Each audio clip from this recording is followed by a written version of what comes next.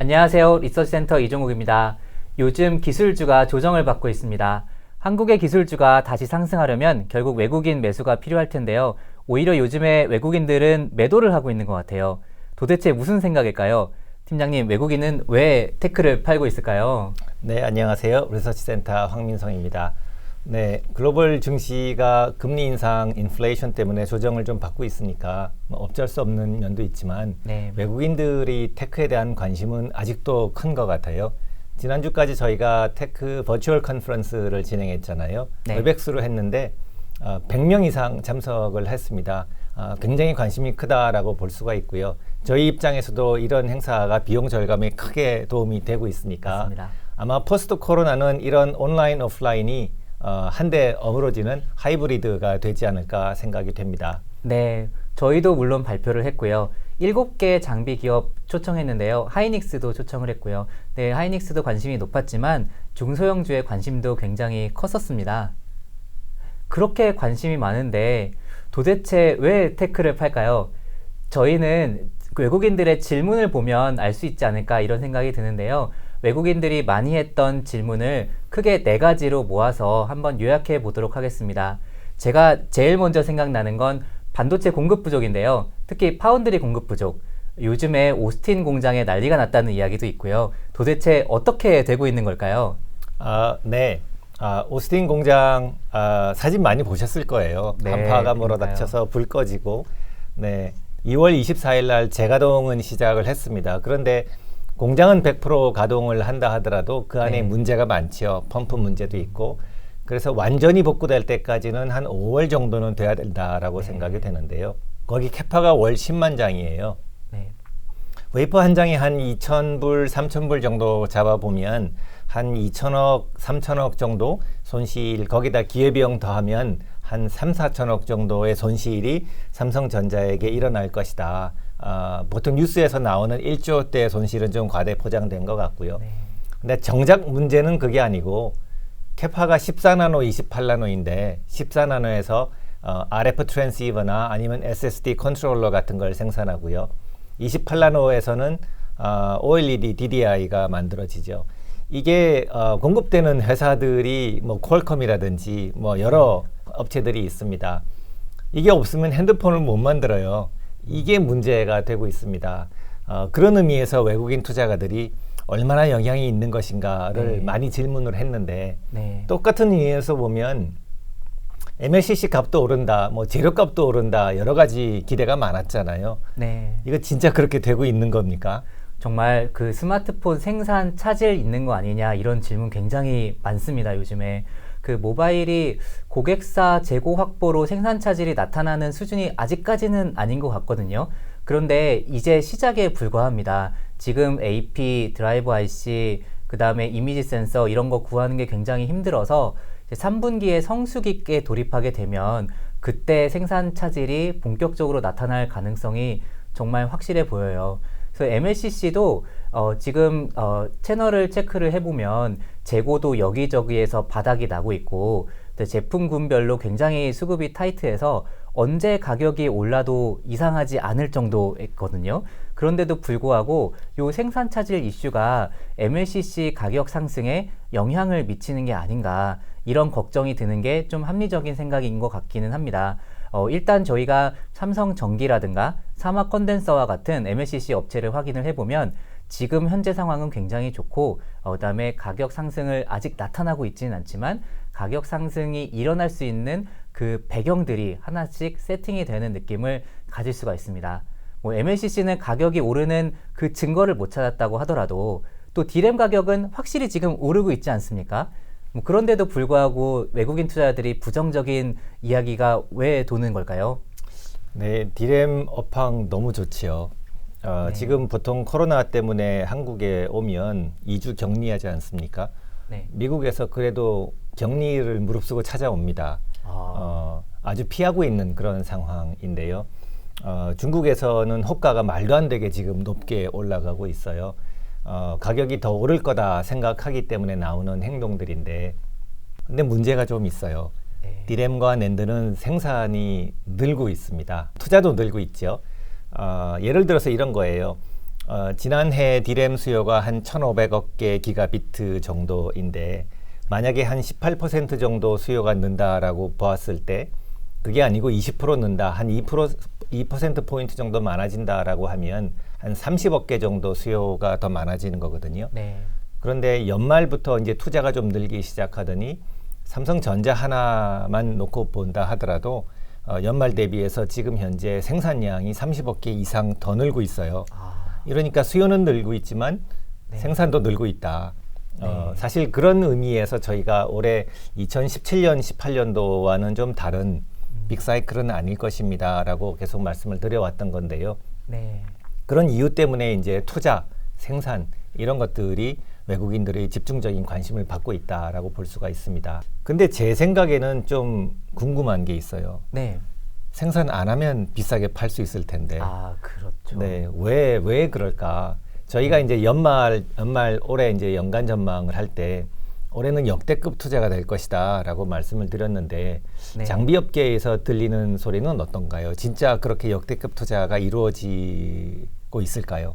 작년 10월부터 장비 업체들의 투자 가이던스들이 소폭 찔끔찔끔 오르고 있는 건 사실인 것 같습니다.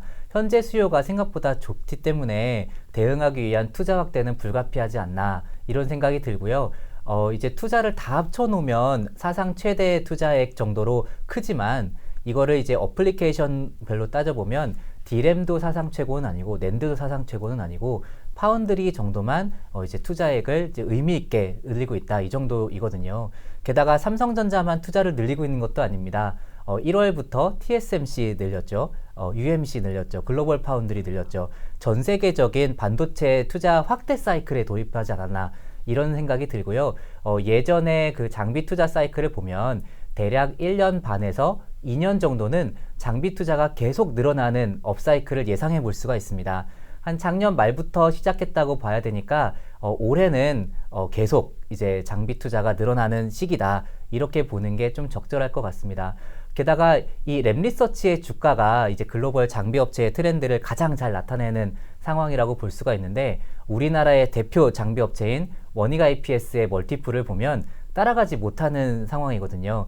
그러니까 해외의 장비 업체들은 이렇게 투자 사이클이 도래했다라는 것이 주가에 반영되고 있는 반면에 원익 IPS처럼 삼성전자에 좀 노출이 큰 업체들의 경우에는 아직 그게 주가에 반영이 다 끝나지 않았다 이렇게 생각해 볼 수도 있을 것 같아요.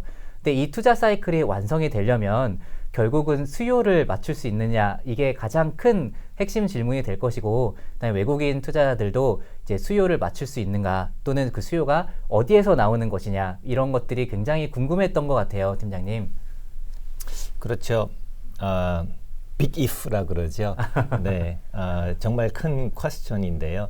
네. 올해 수요는 조금 반도체가 생산이 안 되면 세트를 못 만들잖아요. 그러면 수요가 좀 줄 수 있지 않느냐 걱정도 물론 되고 있습니다. 아까 말씀하신 핸드폰이 그런 경우가 될 수가 있는데 그것뿐만이 아니고 저희가 이제 작년에 봤을 때 올해 수요를 보면은 언택트 수요라고 하잖아요. 맞습니다. 저희가 아까 말씀드렸던 버추얼 컨퍼런스도 굉장히 가성비가 좋거든요. 근데 이런 행사들이 점점 더 많아지고 또 고착화되고 있어요. 그러니까 PC 수요가 작년에 좋다가 올해 좀 꺼지지 않을까 생각했는데 전혀 그게 아니게 되고 있죠. 서버도 그렇습니다. 2017년, 18년도 때는 또 2020년 때는 빅데이터 사이클이라 그래서 하이퍼스케일러들 아마존, 마이크로소프트가 주도를 했죠. 맞습니다. 그런데 올해는 그 업체들은 조용한 반면에 보통 이제 TDC라고 전통적인 업체들이 있어요. 트래디셔널 데이터 센터. 그리고 그 업체들이 표방하는 거는 기업 수요입니다. 그러니까 아마도 지금은 아니지만 2분기 실적 발표 때쯤 되면은 엔터프라이즈 즉 기업 수요가 살아나기 시작한다라는 얘기가 나올 것 같아요.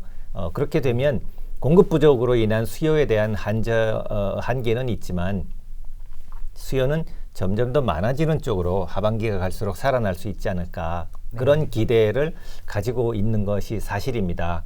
비메모리는 조금 덜 팔면 더 비싸게 팔고 메모리는 조금 더 팔면 또 덜 비싸게 팔지만 이러나 저러나 반도체는 좋은 것이죠. 그러네요. 뭐 그런 업황이라고 생각합니다. 네. 해외 투자가들은 이제 이런 생각을 많이 이제 가지고 있는데 국내 기관 투자가도 팔고 있잖아요. 맞습니다. 네, 국내 기관 투자가는 어떤 생각들을 가지고 있을까요? 저희가 최근에 국내 기관 투자들하고 이야기를 해보면 질문은 크게 두 가지로 나뉘고 있는 것 같아요. 첫 번째로는 반도체가 사이클이 좋아지고 있는 사이클이다라는 것은 어느 정도 공감들을 하시는데 그때 삼성전자를 중심으로 이제 투자를 해야 되느냐 아니면 SK 하이닉스를 중심으로 투자를 해야 되느냐 요게 이제 자주 이제 대답을 요구받는 질문 중에 하나이고요. 두 번째로는 이렇게 삼성, SK, LG와 같은 대형주들 투자는 이제 적절히 하고 있는데 이것을 코스닥의 중소형주까지 확대해서 투자를 늘려야 되느냐 말아야 되느냐 이런 고민들 많이 하시는 것 같더라고요. 팀장님께서는 삼성전자이십니까? 아니면 SK 하이닉스 쪽이 좋으십니까? 너무 어려운 질문 하시는 거 아닙니까? 네. 삼성전자가 저희는 우선이라고 봅니다. 일단 덜 올랐어요. 네. 그리고 지금 뭐 당장은 좀 어렵지만 비메모리는 여전히 굉장히 롱텀으로 봤을 때 좋은 드라이버가 될 수가 있거든요.